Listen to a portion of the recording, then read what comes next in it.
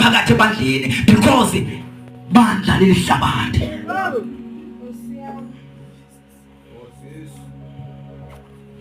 Esisiphilisi sine gospel gqom, silapha sine gospel rapper, sine gospel classic. Ngoba ibandla iziqhamo zemali, iziqhamo zikaSathana zivele ebandleni. Ngoba awukwazi ukuba kwi-altar kaSathana zingabikho iziqhamo ze-altar kuyo. Noma uyayazi noma uyazi loo nto kwabonakala ngeziqhamo. Bandla likhemshadi. uThixo uthembe wena ukulikhulula. Hallelujah. Thembe wena. Glory to Jesus. Thembe wena.